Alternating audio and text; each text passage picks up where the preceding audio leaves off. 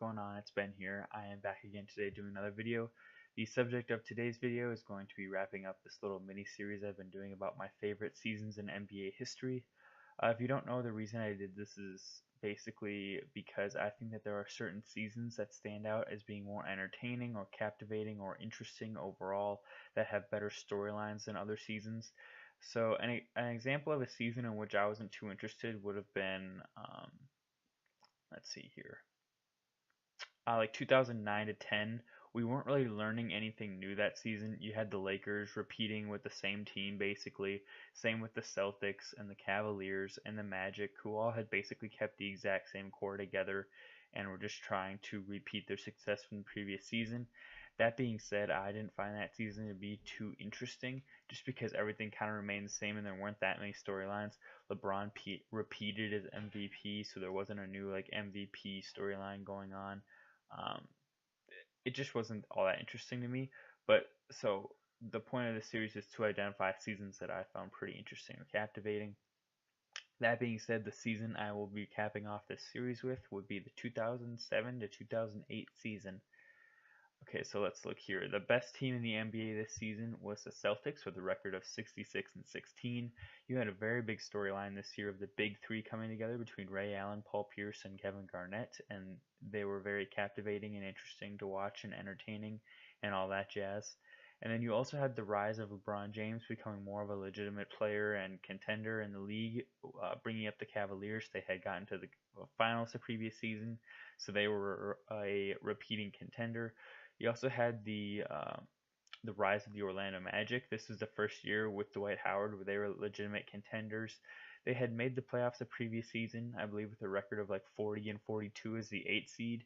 But this season they were 50 and 30, 52 and 30, and they were a legit NBA team, and people could have seen them going pretty far. You also had Detroit as the 2 seed in the East with a record of 59 and 23. Still really good. Still had a core of Billups and Richard Hamilton and Rasheed Wallace and Tayshaun Prince, so they were still looking to contend. As for in the West, you had a very competitive West. All teams 1 through 8 had at least 50 wins. You had the Lakers leading off with 57, then New Orleans second with 56, San Antonio with 56, the Jazz with 54, Houston and Phoenix with 55, Dallas with 51, and Denver with 50, and then you had Golden State on the outside looking in with 48. So as you can see, that's a super competitive conference, and I'd say really from the 1 seed to the 6th seed, people could have seen any of those teams going really far in the playoffs. I think, yeah, any of them had a legit shot to go pretty far and make like a Western Conference Finals. Especially people were looking at the Lakers, the Hornets, the Suns, and the Spurs as the main contending teams. With the Jazz weren't as much in contention, and the Rockets really hadn't proven anything yet because they just kept losing in the first round, so they hadn't proven much either yet. But those other teams, Phoenix had come off going to a few conference finals, and then the second round the year previous to this, I believe. Well, actually, no, they went to the conference finals this year. I think they went to 3 consecutive conference finals, 05, 06, and 07, if I'm correct. Maybe they went to the second round in 07, but they were still considered like a big contender and a possible team to reach the finals. As for those other teams, the Lakers were coming up and they had acquired Pau Gasol, so they were looking pretty good. And then San Antonio had just won the title, so they were still obviously a contender.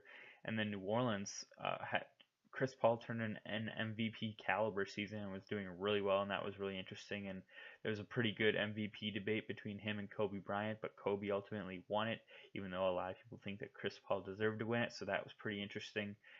And let's see here in the playoffs. In the first, well, Boston was very entertaining throughout the entire playoffs. They never had a series go less than 6 games. And as I've said previously in this series, I think 6 or 7 games constitutes a competitive series. Any less than that, not really, but 6 to 7, I think, is a display of it being pretty competitive.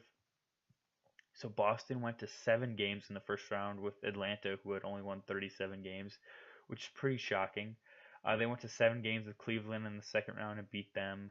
They went to 6 with Detroit in the conference finals, and then 6 with the Lakers in the finals.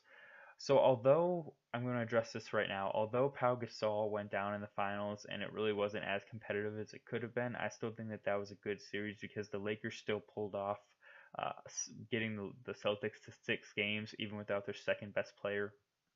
It's that finals is sort of like the 2015 finals with LeBron versus the Warriors without Kevin Love or Kyrie. Um, Despite not having some good players in the series, the teams are still competitive, which is pretty entertaining. And if Pau Gasol is in that series, do I think the Lakers win it? I can't say. It's potentially that could be the case, but it's too hard to say really.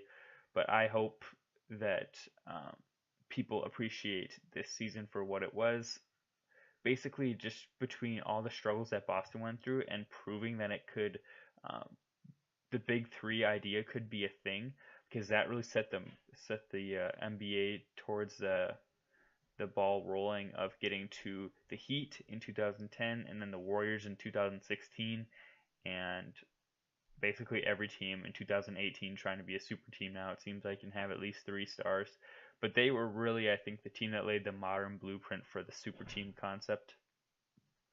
As for other competitive series in the playoffs, Cleveland and Washington went to 6 games in the first round, along with Detroit and Philly. Um, let's see here. In the West, there were not nearly as many. You had Utah and Houston go 6 with Utah winning. The Lakers and Utah in the second round going 6 with the Lakers winning.